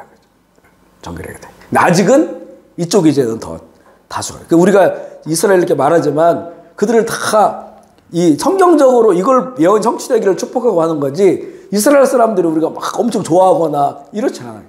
그 이스라엘 가보면 공항 가보면 아주 기분 나빠요. 그죠? 엄청 이 사람들이 막 그 경직돼 그 통과하려면 그 입국하고 하려면 되게 힘들어요. 보면 아주 막 그런 것 때문에 마음 상하고 뭐 이런 분들이 많단 말이에요. 성인순례 할 때. 그러니까 지금 거기도 회복돼야 돼요. 변화돼야 되고 회복돼야 되는 이런 그 축제들을 가지고 있는데 아마 이스라엘이 이런 과정들을 거치면서 깨닫게 돼. 여기 부어지면서. 그러면서 이제는 회복되어지는 그런 것들로 보여주는데, 이렇게 바로 이런 거짓된 것들이 이렇게 드러난다. 이렇게 볼 수가 있고요. 악한 목자 심판 13장 7절 읽어볼게요. 시작. 만군의 여호와가 말하노라. 칼아 떼어서 내 목자 난 흩어지리거니와 작은 자들을 위해서는 내 손을 들이우리라. 그 이제 악한 목자들을 치고, 이제 그런 목자들이 쳤을 때, 흩어지게 됐을 때 작은 자들을 위해 내가 손을 들이우리라. 하나님의 어떤 계속 회복의 메시지가 있는 거 보호하시겠다는 환난 가운데 백성의 연단. 지금 제가 얘기한 그런 것들이에요. 13장 9절 읽어볼게요. 시작. 내가 그 3분의 1을 불 가운데에 던져 은같이 연단하며 금같이 시험할 것이라. 그들이 내 이름을 부르며 내가 들을 것이라. 나를 말하기를 이는 내 백성이라 할 것이요 그들 말하기를 여호와는 내 하나님이라. 그 3분의 1을 불 가운데 던져서 은같이 연단한다. 그러니까 지금 이스라엘이 연단의 과정이 있는데, 마지막에 어떻게 되냐면 제3성전이 지어지잖아요. 그런데 이거는 이제는 짐승의 출현과 이게 맞닿아 있어요. 이미 짐승의 세상은 됐지만 짐승이 성경에 얘기한 것도 야 내가 하나님이야. 그러니까 모든 종교를 통합시키는 거예요. 그럼 거기에 유대교가 통합돼야 될 거 아니에요. 유대교가 통합할 수 있나요? 다른 종교랑? 안 되니까. 그런데 이 유대인들이 인정하는 어떤 조건이 된다는 거지. 그 사람에 대해서. 그래서 그 사람을 하나님이라 인정하는 거예요. 그래야만이 제3성 이 성전에서 이 짐승이 내가 하나님이야. 내 모든 높아진 것들, 모든 신들 중에 내가 신이고 모든 높아진 것들 중에 내가 가장 위에 있어라고 그렇게 이제 자기를 드러낼 거 아니에요. 그러면 유대인들이 그걸 받아들여야 되잖아요. 그럼 결국 유대인들이 이런 그 짐승의 세상을 위해서 일하고 거기에 이제 거짓과 이 속임수에 속은 거죠. 그래서 그를 받아들인단 말이에요. 그런데 그러고 나서 나중에 처음에 7년은 앞서 3년 반은 평화롭게 잘한다겠죠. 뒤 3년 반에 정체가 드러나. 자기 하나님이라고 그래요. 처음에는 하나님이라고 안 해요. 이제. 이 아주 이스라엘과 지금 다른 나라들과 누가 이거를 평화 협정을 누가 맺을까요? 맺을 수가 없죠. 이거는. 맺어도 다 깨져버려요. 이거는. 궁극적으로 안 돼요. 그래서 유엔에서 논의하는 50% 이상이 이스라엘과 관련된 분쟁에 관련된 이야기예요. 이스라엘이 나라를 찾고 나서부터는, 재건국하고 나서부터는. 이게 안 되는 거지. 될 수가 없죠. 그런데 뭔가를 통해서 이게 평화협정이 체결돼. 그리고 그 사람이 정말 그 정의의 아들이 되는 거죠. 근데 이게 나중에 3년 만에 내가 하나님이라고 해버리니까 유대인들이 그걸 받아들일 수 없어가지고 저항할 때 그게 연당이 되는 거예요. 많은 사람들이 죽고. 그러면서 이제는 우리가 그동안 메시아를 기다렸는데 이 사람이 메시아가 아니고 2000년 전에 우리가 죽인 그분이 메시아였구나 라고 하는 것을 깨닫게 되고 회복되어지는 이런 과정들이 이제 성경을 통해 보여줘요. 그런 과정 속에서 이 3분의 1 연단 3분의 1이 이렇게 고통을 당하고 이름을 통해서 그들이 연단되어지게 될 것임을 말씀하고 있고요. 14장이 참 예수님의 재림해가는 걸 보여주는데 14장 2절 5절 말씀 읽어보겠습니다. 시작. 내가 이방 나라들을 모아 성읍이 함락되며 가옥이 약탈되며 부녀가 복랑하며 성읍 백성 절반이나 사로잡혀 가려니와 남은 백성은 성읍에서 끊어지지 아니하리라. 그때에 여호와께서 나가사 이방 나라들을 치시되 이왕 전쟁 날에 싸운 것 같이 하시리라. 그날에 그의 발이 예루살렘 앞 곧 동쪽 감람산에 서실 것이요 감람산은 한가운데가 동서로 갈라져 매우 큰 골짜기가 되어서 산 절반은 북으로 절반은 남으로 옮기고 그 산 꼭대기는 아셀까지 이를지라. 너희가 그 산 골짜기를 도망하되 유다 왕 우시야 때에 지진을 피하여 도망한 것 같이 하리라. 나의 하나님 여호와께서 임하실 것이요 주와 함께 딱 예수님의 재림이죠. 그런데 보면 여기에 예수라는 이름이 빠져있죠. 아직 예수라는 이름이 없으니까. 근데 보면 그날이라는 날이 나와. 우리가 그동안 요한계시록을 나누고 마지막 때 얘기할 때 그 마지막 전쟁 있잖아요. 그 전쟁을 통해서 이제 이게 전쟁이 게임이 안 되는 전쟁이에요. 그 전쟁의 규모를 보면. 그런데 그때 하나님께서 여호와께서 이왕 전쟁 내내 싸운 것 같지. 이건 이제 그동안 하나님께서 구약 시대 모세 시대나 여호수아 시대나 그 이후에도 하나님께서 개입하시는 전쟁을 말해요. 그렇게 개입하셔서 그들을 다 몰아내고 승리하게 되는데 그때 그 이방 나라들 치시되 이렇게 하실 것이고 그날 나오죠. 그의 발이 예루살렘 앞 동쪽 감람산에 서실 것이요. 올리브산. 그러니까 이 신약에 보면 예수님께서 어디에서 승천하셨냐면 감람산이에요. 사도행전을 보면 그들이 예수님이 승천하신 다음에 감람산으로부터 찬양하면서 마가닥바까지 왔다고 기록되어 있거든요. 그러니까 감람산에서 올리브산에서 예수님이 하늘로 올라가셨어요. 올라가서 뭐라고 얘기했냐면 내가 너희들이 본 그대로 다시 오리라. 그래서 예수님께서 오시는 곳은 어느 지점인가 오실 거 아니에요. 땅에 오신다면. 그러면 그게 본 그대로니까 감람산으로 오신데 신약에는 감람산으로 오신다는 말은 없어요. 근데 스가랴에서 이 나오는 거예요. 그가 감람산 그날에 그의 발이 예루살렘 앞 동쪽 감람산에 서실 것이다. 그러면서 이제 지진이 나서 크게 쪼개져 버리잖아요. 이거는 그 7 대접을 부을 때 마지막 7번째 대접을 부을 때 다 갈라져 버려요. 큰 성이. 그것과 일치하고 그러면서 이제 그 마지막 진짜 엄청난 환란이죠. 환란이 임하게 돼서 이제 두려워하고 도망가고 이런 내용. 그다음에 마지막 구절에 보면 나의 하나님 여호와께서 임하실 것이요. 모든 거룩한 자들이 주와 함께 하리라. 이거는 하나님이 영으로 온다는 말이 아니잖아요. 그죠? 하나님이 그냥 임재가 아니고 거룩한 자들과 함께 오시는 거니까. 이거는 이제 예수님께서 오실 때 구름에 입사해서 거룩한 자들과 함께 임한다라고 한 말씀 일치하는. 그 스가랴가 그래서 끝에는 예수님의 재림에 관한 그 말씀 주시는데 더 나가서 이런 내용도 있어요. 14장 12절 읽어볼게요. 시작. 예루살렘을 친 모든 백성에게 여호와께서 내리실 재앙은 이러하니 섰을 때에 그들의 살이 썩으며 눈동자가 눈구멍 속에 썩으며 그들의 혀가 입속에서 썩을 예스겔서 38장 39장 그 내용에 보면 그 마지막 전쟁의 양상이 나와요. 거기도 같은 비슷한 얘기 나와요.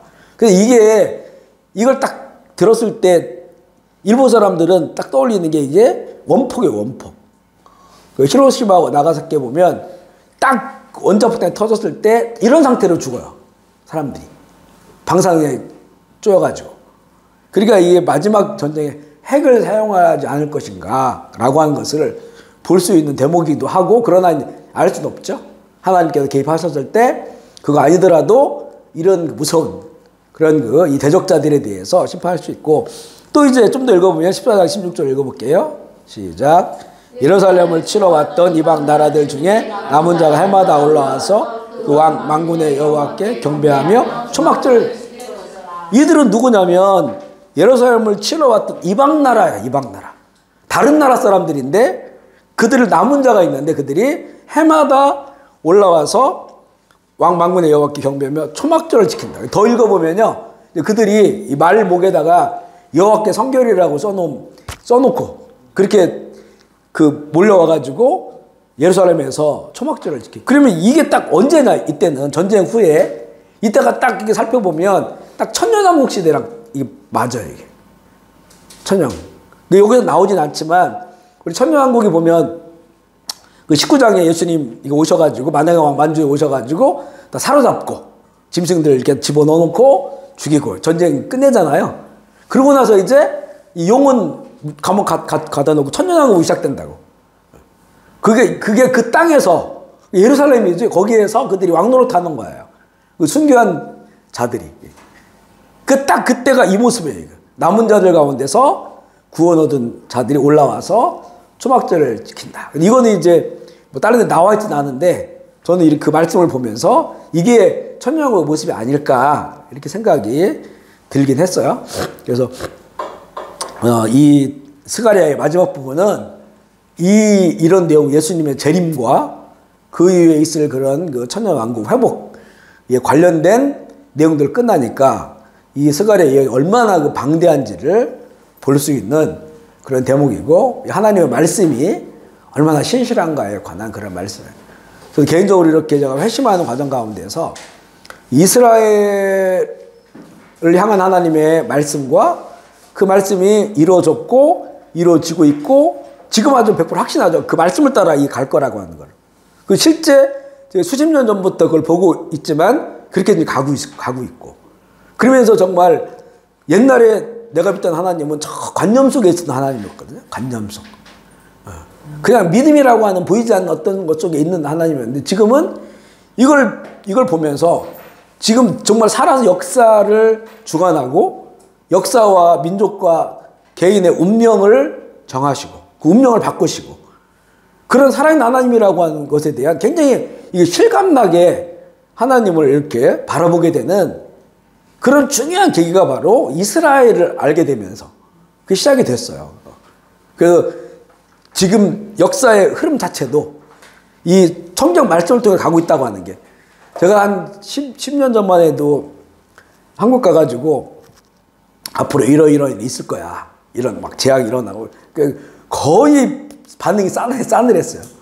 지금은 이야기하잖아요. 굉장히 많이 공감해요. 기후가 이렇게 막 갑자기 급변하고 또 지진이나 뭐 화산 폭발이나 또 이런 막 지금 뭐 200년 만에 처음 뭐 몇백 년 만에 처음 이런 일이 너무 많이 일어나니까 이게 전 세계적으로 지금 일어나는 거잖아요. 어떤 뭐 한 대륙이 일어나는 것이 아니고.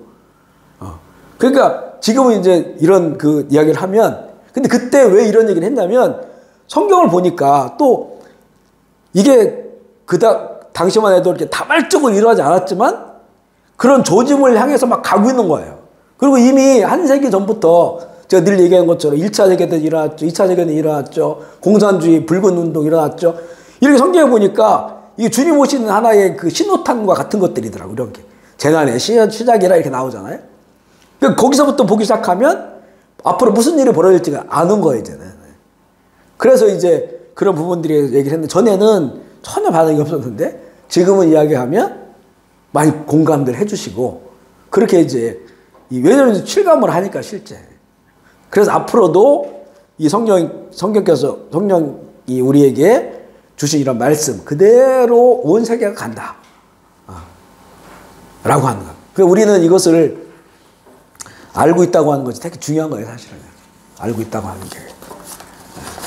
안다고 하는 것은 또 살아계신 하나님에 대한 우리 실제적인 믿음에도 영향력을 주는 것이기 때문에, 우리가 이런 말씀들을 나누면서 정말 우리가 의지하고 또 바라보고 신뢰할 것은 하나님의 말씀이고, 이 말씀을 주신 살아계신 하나님, 지금도 역사의 운명을 정하시고 또 운명을 바꾸시고 그 능력으로 모든 걸 경영하시는 그분이 나의 아버지고 나의 하나님이시고 우리를 영원한 완전한 구원을 이끄시는 분이라고 하는 이 영적 사실, 이것을 우리가 이렇게 좀 바라보며 살아가는, 믿으며 살아가는 게 얼마나 중요한지, 우리의 소망은 영원 하나님의 말씀에 있다라고 하는 것을 다시 한번 마음에 새기게 됩니다. 우리 시간에 말씀 생각하시면서 우리 주의 이름 부르짖고 통성으로 기도 마무리할게요. 하나님 아버지 감사합니다. 정말 너무나 작고 부족한 우리들이 하나님의 이 대역사에 이 말씀을 만나게 하시고 또 모든 민족과 나라와 국가와 족속과 인생의 운명을 정하시고 그 운명을 바꾸시고 하나님의 뜻대로 이루시는 만군의 하나님 아버지께서 우리의 영원한 아버지가 되어주시고 또 이 땅에 이 모든 예언처럼 이 땅에 오신 예수 그리스도를 통해서 온전한 구원을 이뤄가게 하시니 주님 감사합니다. 믿고 더 의지하고 더 말씀 사모하고 이 말씀을 통해서 세상을 보게 하시고 또 우리의 인생을 보게 하여 주셔서 지혜로운 하나님의 자녀들 되게 하여 주옵소서.